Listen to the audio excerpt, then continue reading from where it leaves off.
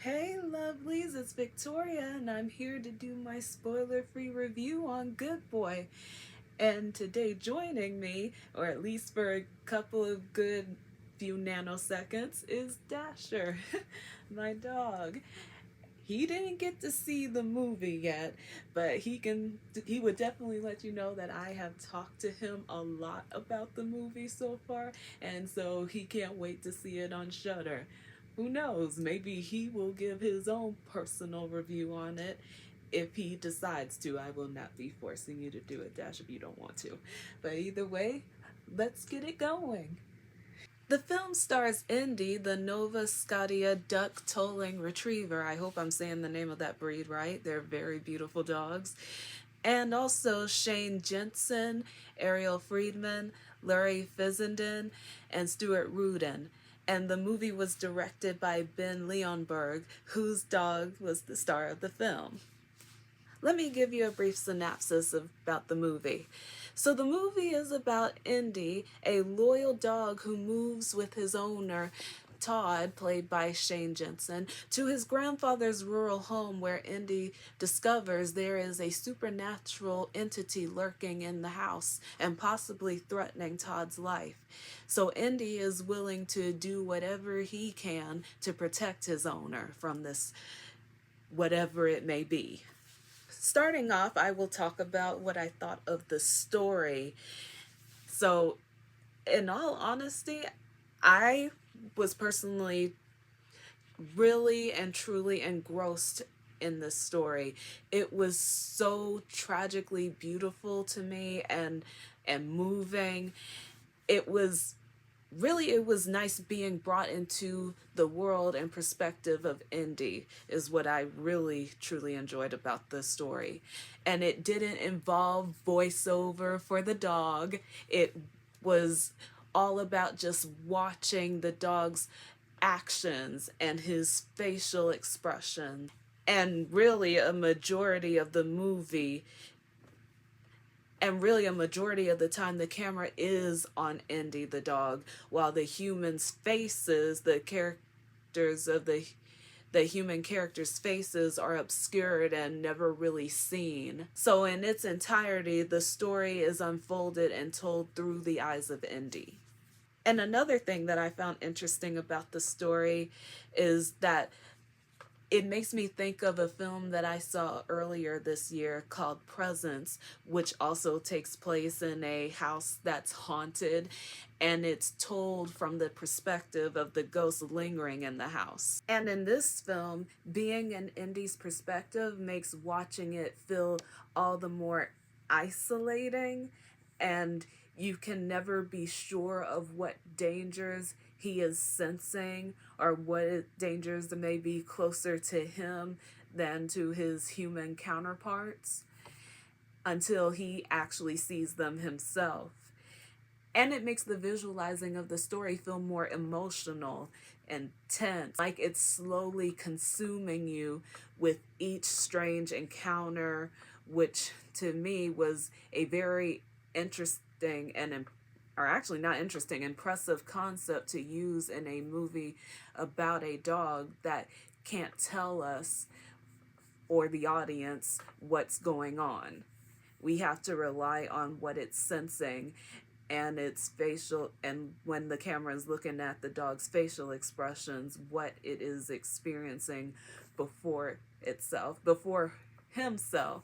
Sorry. In all honesty, I have never seen a dog story told like this before, so this is what also made the film even more interesting to me, because for all the different types of dog animal films that I have seen in my days, I have never seen one this told in this kind of way.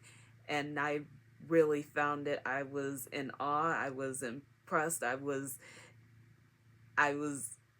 filled with the feels of it all, and it didn't take a lot for me to feel it.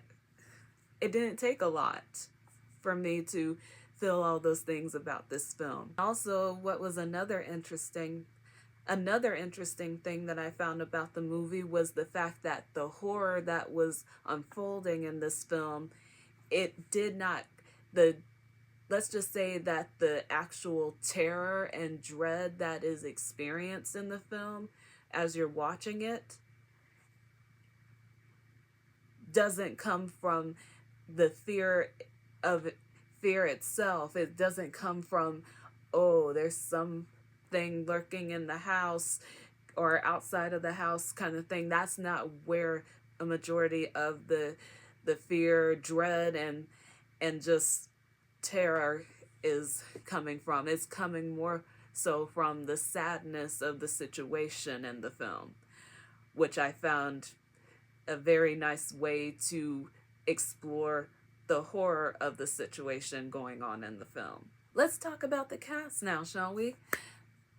The cast we have in this film, obviously Indy is the standout and the leading dog in this film, and the humans are also a big part of this film, even though it's relatively a small cast. And like I said earlier, a majority of the time their faces are obscured or not really seen clearly, but just because we don't see them a majority of the time doesn't mean that the acting that they do in the film lacks luster. It definitely is all the more impressive that we can still see their acting and hear the plenty of different subtextual and emotional aspects of their characters applied to what they are doing in the film, even though we can't see their faces. We can't read their expressions on their faces like we can do for Indy. Let's start with our delightful canine lead here, Indy, who is also, like I said, the director's dog. And in the movie, he plays the loyal and concerned pet of Todd, who is suffering from a chronic lung disease. And the thing that I love about Indy's acting in this film is how his facial expressions and the sounds of his barks and screams, you just from those alone, you can tell when things are going in a intensified and extreme point in the film. He also seems to take direction very well and knows what to do on certain cues for being a dog that doesn't even know that he's making a movie. He's really good that if I were directing something that involved a dog, I'd hire him because he was that good in this movie. As far as when it comes to what I notice, and also when he is in the camera frame and we're just watching him. Yes, a lot of times we're watching him stare at something and whatnot. It still is effective. I could not take my eyes off of Indy during those shots in the film of him, because you knew that a lot was just being conveyed just from him looking out into the distance or looking into the darkness at things. And in short, he just has great presence in the film, that I see him as a leading dog actor.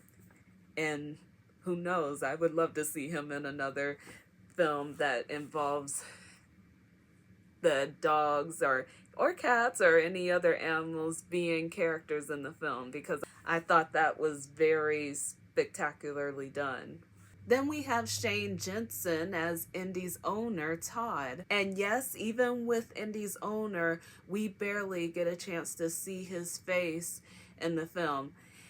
But through dialogue and through just below the neck body actions and movements that he does as his character, you still can understand Todd as a character and his internal desperation and struggle to be free from his sickness and to not be a burden on anyone, even Indy. And I felt that Shane really did display a range of emotions and expressions through just his voice alone and hand gestures too.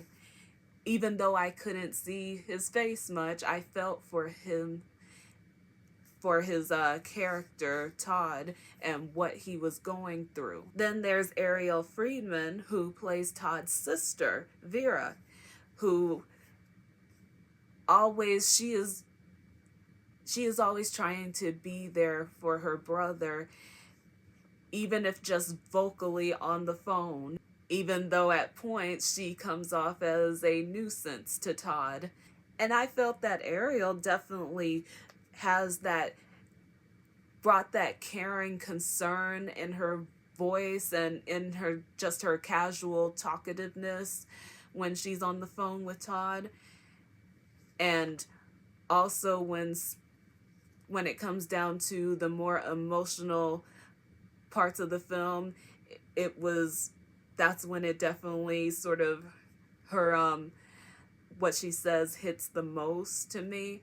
And then we have Larry Fessenden, which I hope I'm saying his name right, as Todd's deceased grandfather, who only seems to show up on the recording tapes that were left at the house. And I can tell you this much, that even though I can't say that I personally have researched this actor many times in films, I can still honestly say that Larry is no stranger to the horror genre. He has been around in it for quite some time. From films like Session 9, I Can See You, You're Next, We Are Still Here, and The Dead Don't Die. Even though his presence are mostly in the video recordings, you still get to at least see his face, which that's not a spoiler. If you've seen the trailer for this film, you know you get a chance to see him in the video recordings. But the thing is that his fears, concerns, and acceptance of what's going on in his house does not go unnoticed when he is speaking on the recordings. And Larry, I felt he brought that sense of like tragic acceptance to that character. So I felt that he brought a sense of warning to speaking about the stuff going on in his house on the video recordings. Now let's talk a little bit about the atmosphere in the film. It really is no different, in my opinion, from any type of haunted house film, especially like the very old ones that involves a haunted house on a hill and the weather is so foggy out or it's constantly raining kind of deal. And so, or even just a cabin in the woods, in a abandoned woods where it's dark out there all the time and there's barely no sunshine. I felt that way about this film, about the atmosphere in this film. I felt that it was very much foreboding and riddled with a haunting vibe to it, and making not just the house but the land that it stands on feel cursed, and that any sense of joy, peace, and abundant life left it a long time ago. And also, when it comes down to the themes in this film, I can definitely say I have seen these themes played out in so many different types of films, especially films that involve animal characters, like A Dog's Purpose, Old Yeller, and to be honest, even from Courage the Cowardly Dog to The Fox and the Hound. But the thing that I can say about the themes in this film and how they use it in here, I felt was definitely and fully grounded in reality, that to the point that anyone can relate to it. And that's what makes them willing, and even made me willing, to follow Indy on this perilous and moving journey that he goes on. And the themes that are very much explored in this film are like,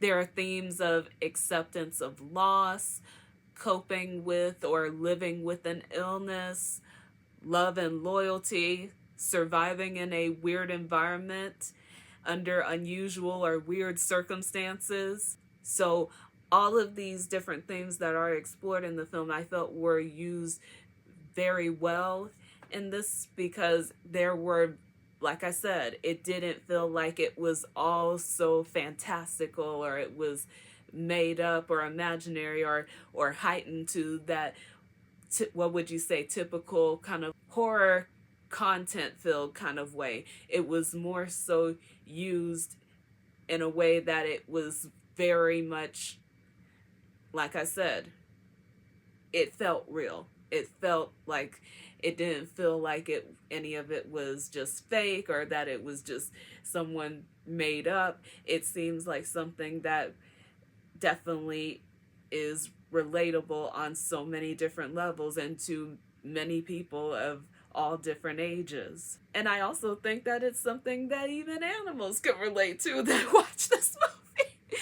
Because I think that that's why they even had a premiere where dogs showed up, because they're like, oh, now we get to watch movies where we don't have to listen to voiceovers over what we're doing in films. We can actually just see ourselves being our genuine, natural selves in this film. And so, who knows? It may strike a chord with some pets out there in the world. And it probably already has. Lastly, I will say I was thoroughly impressed with the filmmaking in this film, because you could tell that it was definitely very much independent and low budget.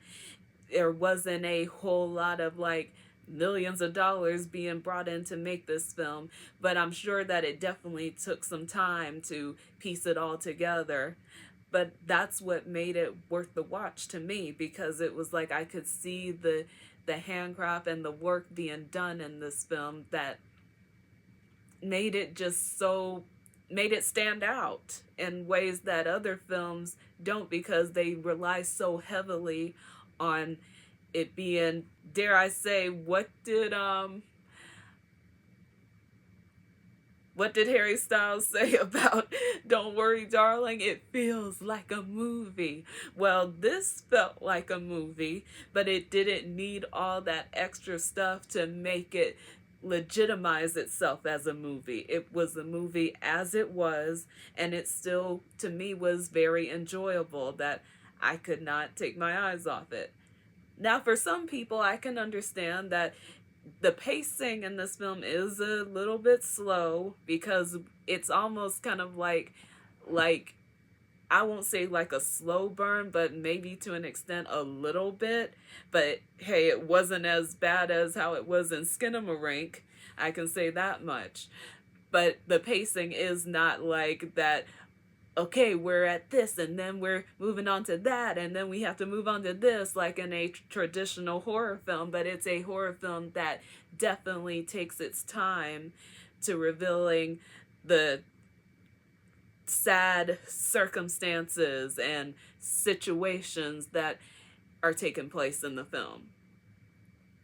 Even though you may feel like you kind of already know where it's going, but still, just watching Indy and seeing what he's experiencing in this situation with his owner, that's what makes it worth the watch. All right, let's get to my rating now. So, on a scale of 1 to 10, I would personally have to give this film, I give it a 9.2. I really believe that this film is worth the watch. If you get a chance to see it, it's going to be, if it's not already, on Shudder. And also, it was not your average or usual horror film, is what I loved about it the most. It has a lot of heart and an amazing dog performance, in my opinion. And also just like I said, the feels of it all was just, it kept me engaged. It kept me watching it from beginning to end. And like I said, the pacing is a bit slow, so I can understand for some people they're like, that clarify it as just being boring. But to me personally, I felt that the pacing as it was is what helped it to actually have a lot of meaning to the story going on. And that's what I loved about it the most, was that it didn't take so much or a lot for this story to be told or to be felt on more than just a filming level, but also an emotional, realistic level. If you like this video, please like, share, and subscribe. And if you've seen the movie, please let me know in the comment section down below what you thought of this film. And if you guys would like to see a spoiler review on this film, also please let me know in the comment section down below. But I'm sure I will revisit this movie at some point where I'll just do a full-on movie analysis of it. So I'm sure I will be doing that. And also, my next movie that I will be doing a review on, well, my next movies that I will be doing a reaction and review on will be The Black Phone 2 and After the Hunt. So I am sure I will be seeing you lovelies on those videos very soon. But until then, I will catch y'all on the flip side. Bye.